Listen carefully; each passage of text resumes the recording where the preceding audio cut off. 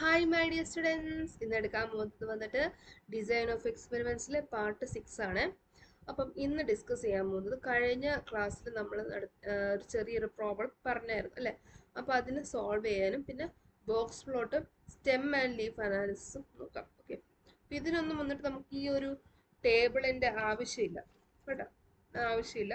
പക്ഷെ നമ്മൾ ഈ ഒരു ടേബിൾ കൊണ്ടുപോയാലേ എക്സാം അറ്റൻഡ് ചെയ്യാനായിട്ട് പറ്റത്തുള്ളൂ. അപ്പം നമുക്ക് ആദ്യം വന്നിട്ട് പ്രോബ്ലത്തിലോട്ട് പോകാം. പ്രോബ്ലത്തിൽ നമ്മൾ ആദ്യം എന്താ കണ്ടുപിടിക്കേണ്ടത്? ക്യുമുലേറ്റീവ് പെർസെൻറ്റേജ് കണ്ടുപിടിക്കണം. അത് പാരീറ്റോ ചാർട്ടിലോട്ട് ഇത് ഇംപ്ലിമെൻറ്റ് ചെയ്യണം. ഓക്കെ, അപ്പം എന്തൊക്കെയാണ് ഈ ക്വസ്റ്റ്യനിൽ കൊടുത്തിരിക്കുന്നത്? ആദ്യം വന്നിട്ട് പെയിൻറ്റിൻ്റെ കുറച്ച് ഡിഫക്ട്സ് ആണ് കൊടുത്തിരിക്കുന്നത്. അപ്പോൾ ഡിഫക്റ്റും ഫ്രീക്വൻസിയും.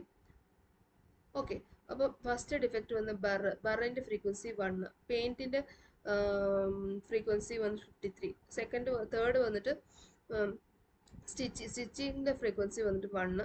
പിന്നെ വരുന്നതാണ് അബ്രഷൻ, അതിൻ്റെ ഫ്രീക്വൻസി വന്നിട്ട് 12, ലേബലിൻ്റെ ഫ്രീക്വൻസി വന്നിട്ട് 2, ടിയറിൻ്റെ ഫ്രീക്വൻസി വന്നിട്ട് 5, ബ്രിട്ടിലിൻ്റെ ഫ്രീക്വൻസി വന്നിട്ട് 3, ഫ്ലോയിൻ്റെ ഫ്രീക്വൻസി വന്നിട്ട് 4. ഇതെല്ലാം നമ്മൾ എന്ത് ചെയ്യണം? ആദ്യം ഒരു അറേഞ്ചിങ് ഓർഡറിൽ എഴുതണം. എങ്ങനെ? ഡിസെൻഡിങ് ഓർഡറിൽ എഴുതണം. ഓക്കെ, ഡിസെൻഡിങ് ഓർഡറിൽ എഴുതുമ്പോൾ ആദ്യം നമുക്ക് വലിയ നമ്പർ ആയിരിക്കും വരുന്നത്. അപ്പോൾ എന്തായിരിക്കും എഴുതുക? 53 എഴുതണം. അടുത്തത് വന്നിട്ട് അബ്രഷൻ വന്നിട്ട് 12 ആയിരിക്കും വരുന്നത്. ടിയർ വന്നിട്ട് 5, ഫ്ലോ വന്നിട്ട് 4, ബ്രിട്ടിൽ വന്നിട്ട് 3, ലേബൽ വന്നിട്ട് 2, അടുത്തത് സ്റ്റിച്ചിങ് വന്നിട്ട് 1, ബർ വന്നിട്ട് 1. ഇനി ഇതെല്ലാം നമ്മൾ ക്യുമുലേറ്റീവ് കണ്ടുപിടിക്കണം. അപ്പോൾ ആദ്യത്തെ പെയിന്റിന്റെ ക്യുമുലേറ്റീവ് വന്നിട്ട് 53 ആയിരിക്കും വരുന്നത്. നെക്സ്റ്റ് വന്നിട്ട് അബ്രഷന്റെ ക്യുമുലേറ്റീവ് വന്നിട്ട് 53 പ്ലസ് 12 ആയിരിക്കും വരുന്നത്. ടിയറിന്റെ ക്യുമുലേറ്റീവ് വന്നിട്ട് 53 പ്ലസ് 12 പ്ലസ് 5 ചെയ്യുമ്പോൾ നമുക്ക് 70 കിട്ടും. അതുപോലെ തന്നെ 53 പ്ലസ് 12 പ്ലസ് 5 പ്ലസ് 4ന്റെ ക്യുമുലേറ്റീവ് വന്നിട്ട് 74 ഫ്ലോയിൽ വരും. ഓക്കെ, പിന്നെ ബ്രിട്ടിലിൽ വന്നിട്ട് 3 കൂടെ എക്സ്ട്രാ പ്ലസ് ചെയ്യുക. അപ്പോൾ എത്രയായിരിക്കും? 77 കിട്ടും. അതുപോലെ തന്നെ 53 പ്ലസ് 12 പ്ലസ് 5 പ്ലസ് 3 പ്ലസ് 2 വന്നിട്ട് 79 കിട്ടും. അത് ഏതായിരിക്കും? ലേബലിൻ്റെ ക്യുമുലേറ്റീവ് ആണ്. അടുത്തത് വന്നിട്ട് സ്റ്റിച്ചിങ്ങിൻ്റെ ക്യുമുലേറ്റീവ് വന്നിട്ട് 53 plus 12 plus 5 plus 4 plus 3 plus 2 plus 1 വന്നിട്ട് 80 കിട്ടും. ഓക്കെ, അടുത്തത് വന്നിട്ട് ബറിൻ്റെ ക്യുമുലേറ്റീവ് വന്നിട്ട് 53 plus 12 plus 5 plus 4 plus 3 plus 2 plus 1 plus 1 വന്നിട്ട് 81 കിട്ടും. ഓക്കെ, ഇത്രയും നമുക്ക് ക്യുമുലേറ്റീവ് കിട്ടി. ഇനി അടുത്തത് വന്നിട്ട് ഇതിന്റെ പെർസെൻറ്റേജ് കണ്ടുപിടിക്കണം. ഓക്കെ, അപ്പോൾ ഈ ഒരു ലാസ്റ്റ് കിട്ടിയ വാല്യൂ ആണ് മാക്സിമം ആയിട്ടുള്ള ഒരു ക്യുമുലേറ്റീവ് കിട്ടിയിരിക്കുന്നത്. അത് നമ്മൾ നോട്ട് ചെയ്ത് വെക്കുക. ഇത് നമ്മൾ 100% ആയിട്ട് എടുക്കണം. ഓക്കെ, ഇതാണ് മാക്സിമം പെർസെൻറ്റേജ്, അതാണ് 100%. അപ്പോൾ പെയിന്റിന്റെ വന്നിട്ട് cumulative percentage 53 divided by 81 into 100 ചെയ്യുമ്പോൾ നമുക്ക് 65.43 കിട്ടും. അതുപോലെ 65 ഇൻറ്റു 100 ഡിവൈഡഡ് ബൈ 81 ചെയ്യുമ്പോൾ നമുക്ക് 80.25 കിട്ടും ക്യുമുലേറ്റീവ് പെർസെൻറ്റേജ്. അതുപോലെ തന്നെ 70 divided by 81 into 100 equal to 86.41 ആണ് അടുത്ത ക്യുമുലേറ്റീവ് പെർസെൻറ്റേജ്. നെക്സ്റ്റ് വന്നിട്ട് 74 ഡിവൈഡഡ് ബൈ 81 ഇൻറ്റു 100 വന്നിട്ട് 71.35 ആണ് അടുത്ത ക്യുമുലേറ്റീവ് പെർസെൻറ്റേജ്. അടുത്തത് വന്നിട്ട് 77 divided by 81 into 100 equal to 95.06 ആണ് ക്യുമുലേറ്റീവ് പെർസെൻറ്റേജ് ഓഫ് ബ്രിട്ടിൽ. അടുത്തത് വരുന്നതാണ് 76 ഡിവൈഡഡ് ബൈ 81 ഇൻറ്റു 100 ചെയ്യുമ്പോൾ നമുക്ക് 97.53 കിട്ടും. അടുത്തത് വരുന്നത് 80 divided by 81 into 100 equal to 98.75. Next one വന്നിട്ട് ഞാൻ പറഞ്ഞല്ലോ 100% ആണ്. ഇതെല്ലാം നമ്മൾ ഗ്രാഫിൽ നോട്ട് ചെയ്യുക. ഓക്കെ, ഈ ഒരു കാര്യം വന്നിട്ട് ഫ്രീക്വൻസി ആയിരിക്കും എന്താ പറയുക താഴെ വരേണ്ടത്. ഫ്രീക്വൻസിയുടെ ഗ്രാഫ് ലെഫ്റ്റ് സൈഡിൽ വരണം, റൈറ്റ് സൈഡിൽ വന്നിട്ട് നമുക്ക് ക്യുമുലേറ്റീവ് പെർസെൻറ്റേജിൻ്റെ ഗ്രാഫ് ആയിരിക്കും വരുന്നത്. ഓക്കെ, അപ്പോൾ ഞാൻ ജസ്റ്റ് ഒന്ന് കാണിച്ചു തരാം. ഇതാണ് ചാർട്ട്. അപ്പോൾ ചാർട്ടിൽ വന്നിട്ട് നമ്മൾ paint, abrasion, tear, flow, brittle, label, stitching, burr കണ്ടോ, ഇതെല്ലാം വന്നിട്ട് നമ്മൾ അതൊരു ബാർ ഗ്രാഫായിട്ട് വരയ്ക്കണം. നെക്സ്റ്റ് വന്നിട്ട് പെയിൻറ്റിൻ്റെ എത്രയാണ്? 53 അല്ലേ? ആ 53 വന്നിട്ട് ഇവിടെ വരെ വരും. നെക്സ്റ്റ് വരുന്നതാണ് 12 അല്ലേ? 12 വന്നിട്ട് ഇവിടെ വരെ ആയിരിക്കും വരുന്നത്. നെക്സ്റ്റ് വരുന്നതാണ് 5 ആണ്. 5 ആണെന്ന് തോന്നുന്നു. യെസ്, 5 ആണ്. 5 വന്നിട്ട് ഇവിടെ ആയിരിക്കും വരുന്നത്. നെക്സ്റ്റ് വന്നിട്ട് 3 അല്ല 4, നോക്കിയിട്ട് പറയാം. 4 ആണ്. 5 കഴിഞ്ഞിട്ട് 4, അത് കഴിഞ്ഞ് 3, പിന്നെ 2, പിന്നെ 1 ആയിട്ടായിരിക്കും വരുന്നത്. ഓക്കെ, ഇത് ബാർ വരച്ച് കഴിഞ്ഞിട്ട് അടുത്ത നമ്മൾ പെർസെൻറ്റേജ് ആണ് ഇവിടെ നിന്നാണ് നോക്കേണ്ടത്. ഓക്കെ, ഈ ഒരു കാര്യമാണ്. അപ്പം ആദ്യം വന്നിട്ട് നമുക്ക് എത്ര കിട്ടുന്നത് 65.43 അല്ലേ. അപ്പം നമുക്ക് പെയിന്റിൽ 65.43 ആയിരിക്കും. ഇത് കണ്ട ഈ ഒരു ഗ്രാഫിൽ നിന്നാണ് വരുന്നത്, റൈറ്റ് സൈഡിലെ ഗ്രാഫിൽ നിന്നാണ് 65 കണ്ട വന്നത്. നെക്സ്റ്റ് വന്നിട്ട് 80.24 അല്ലേ, 80.24 ഇവിടെ വരെ വരുന്നുണ്ട്. നെക്സ്റ്റ് വന്നിട്ട് 86.41 കണ്ട ഇവിടെ കണ്ട.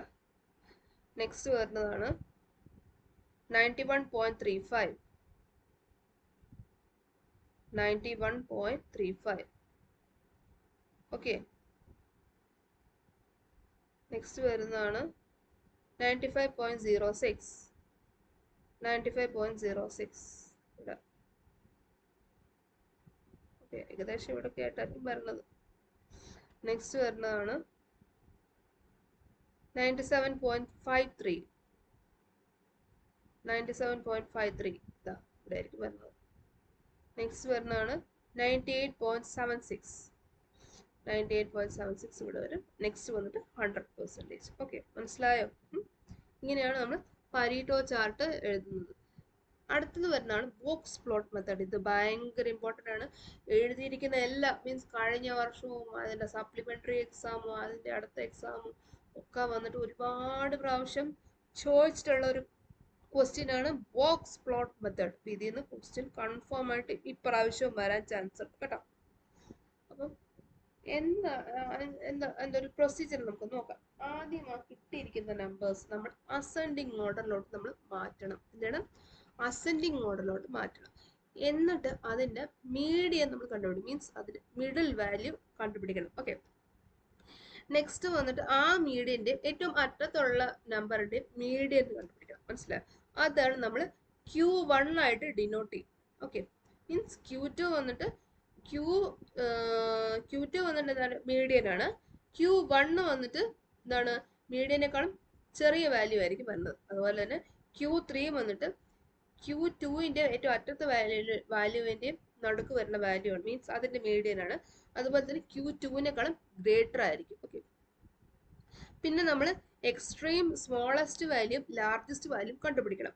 ഈ extreme smallest value largest value കണ്ടുപിടിക്കണമെങ്കിൽ നമ്മൾ എന്ത് ചെയ്യണം? IQR കണ്ടുപിടിക്കണം. IQR കണ്ടുപിടിച്ചാലേ നമുക്ക് extreme smallest value largest value കണ്ടുപിടിക്കാനായിട്ട് പറ്റത്തുള്ളൂ. Okay, IQR equal to Q1 minus Q3 ആണ്. ഓക്കെ, അപ്പം നമുക്ക് എങ്ങനെയാണ് ഈ വാല്യൂസ് കണ്ടുപിടിക്കുന്നത്?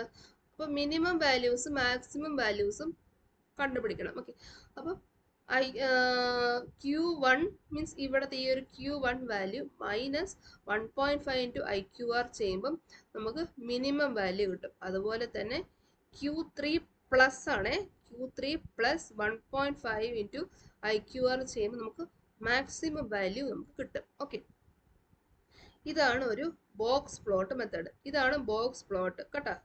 ഇതാണ് ബോക്സ് പ്ലോട്ട്. മീഡിയൻ എന്ന് പറഞ്ഞാൽ ഏറ്റവും നടുക്ക് വരുന്ന നമ്പറാണ് മീഡിയൻ. ഓക്കെ, നെക്സ്റ്റ് വരുന്നത് ഇതിൻ്റെ ഒരു പ്രോബ്ലം നമുക്ക് നോക്കാം. എന്നാലും നമുക്ക് എങ്ങനെയാണ് ബോക്സ് പ്ലോട്ട് മെത്തേഡ് വരയ്ക്കുന്നതെന്ന് നമുക്ക് മനസ്സിലാക്കാനായിട്ട് പറ്റത്തുള്ളൂ. Okay, an engineer assumed that the factor of ground A could be most important, hence decided to conduct experiment with only draw a box plot for the scores 22, 21, 22, 23, 25, 26, 27. Okay, ആദ്യം നമ്മൾ എന്ത് ചെയ്യണം? Ascending ഓർഡറിൽ എഴുതണം. Okay, അപ്പോൾ എന്താണ് 21, 22, 22, 23, 25, 26. എന്നിട്ട് ഇതിൻ്റെ മീഡിയൻ കണ്ടുപിടിക്കും. അപ്പോൾ ഇതിൻ്റെ നടുക്കത്തെ നമ്പർ എന്താണ് വരിക? 23 അല്ലേ.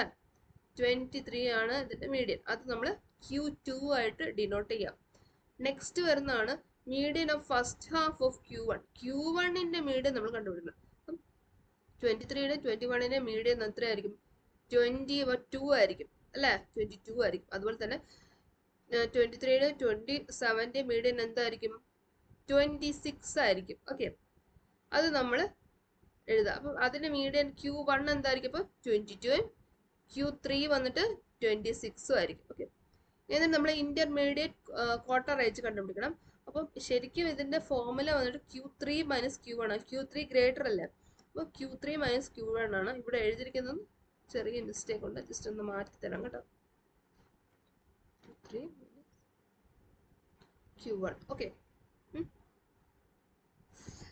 എന്നിട്ട് നമ്മൾ ഇന്റർമീഡിയറ്റ് ക്വാർട്ടർ റേഞ്ച് കണ്ടുപിടിച്ചിട്ട് നമ്മൾ എന്ത് ചെയ്യണം? മിനിമം വാല്യൂ ആദ്യം കണ്ടുപിടിക്കണം. ഓക്കെ, അപ്പോൾ മിനിമം വാല്യൂ എന്താണ്? Q1 മൈനസ് 1.5 ഇൻറ്റു IQR ചെയ്യണം. ഓക്കെ, അത് ചെയ്യുമ്പോൾ നമുക്ക് 16 കിട്ടും. അതാണ് മിനിമം വാല്യൂ. അത് കഴിഞ്ഞാൽ പിന്നെ അത് ഔട്ടർ റേഞ്ച് ആണ്, അത് നമ്മൾ എടുക്കത്തില്ല. അതുപോലെ തന്നെ മാക്സിമം വാല്യൂ വന്നിട്ട് Q3 പ്ലസ് 1.5 ഇൻറ്റു IQR ചെയ്യണം. അപ്പോൾ 26 പ്ലസ് 1.5 ഇൻറ്റു 4 ചെയ്യുമ്പോൾ നമുക്ക് 32 കിട്ടും. ഓക്കെ, അപ്പം നിങ്ങൾക്ക് മനസ്സിലായെന്ന് വിചാരിക്കുന്നു. നമുക്ക് കിട്ടിയിരിക്കുന്ന ആദ്യം നമുക്ക് എന്താണ്? നമ്മൾ മീഡിയൻ ആദ്യം എഴുതണം. അപ്പോൾ ആദ്യം എഴുതുമ്പോൾ തന്നെ നമ്മൾ നമ്പർ ലൈനാണ് ഫസ്റ്റ് എഴുതേണ്ടത്. ഫസ്റ്റ് എഴുതേണ്ടത് നമ്പർ ലൈൻ.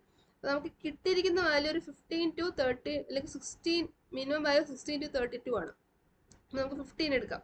15 തൊട്ട് 35 വരെയും നമ്മൾ നമ്പർ എഴുതാം ഒരു ലൈനിൽ. എന്നിട്ട് നമ്മൾ ആദ്യം എന്ത് എഴുതണം? ഇതിന്റെ മീഡിയൻ എഴുതണം. അപ്പോൾ എത്രയാണത്? 22 അല്ല, മീഡിയൻ വന്ന് 23 ആണ് അല്ലേ. അപ്പോൾ 23 ആദ്യം നമ്മൾ മാർക്ക് ചെയ്യണം. അത് കഴിഞ്ഞിട്ട് Q1 വന്ന് 22 അല്ലേ, അത് വന്ന് ഇവിടെ ആയിരിക്കും വരുന്നത്. Q3 വന്നിട്ട് 26 ആയിരിക്കും വരുന്നത് അല്ലേ. എന്നിട്ട് നമ്മൾ എന്ത് ചെയ്യണം? ഒരു ലൈൻ ആദ്യം വരയ്ക്കണം. മാക്സിമം വാല്യൂ മിനിമം വാല്യൂ നമ്മൾ ആ വെർട്ടിക്കൽ ലൈൻ വെച്ചിട്ട് മാർക്ക് ചെയ്തിട്ട് ഈ ഒരു Q1ഉം Q3ലോട്ടും ലൈൻ വരയ്ക്കുക. മേളിലും താഴെയും Q1നും Q2ലോട്ടും Q3ലോട്ടും ലൈൻ വരച്ചു കഴിഞ്ഞാൽ ഇതൊരു ബോക്സ് പ്ലോട്ട് ആവും. മനസ്സിലായോ? പിന്നെ അടുത്തത് പറഞ്ഞാണ് stem and leaf plot. Stem and leaf plot എന്താന്ന് വെച്ച് കഴിഞ്ഞാൽ ഇത് ഭയങ്കര ഇമ്പോർട്ടൻ്റ്. ഇതുവരെ അങ്ങനെ അധികം ചോദിച്ചിട്ടില്ല, എന്നാലും ഇത് എക്സ്പ്ലനേഷൻ എന്താ നമ്മൾ പറയണ്ടേ. സ്റ്റെം ആൻഡ് ലീഫ് പ്ലോട്ട് എന്താന്ന് വെച്ച് കഴിഞ്ഞാൽ നമുക്ക് കുറച്ച് നമ്പേഴ്സ് ആദ്യം തരും. ഇത് നമ്മൾ അസെൻഡിങ് ഓർഡറിൽ ആദ്യം എഴുതുക. ഓക്കെ, അസെൻഡിങ് ഓർഡറിൽ എഴുതിയിട്ട് നമ്മൾ എന്ത് ചെയ്യണം? സ്റ്റെം ലീഫ് എന്ന് പറഞ്ഞ 2 കോളം നമ്മൾ എഴുതാം.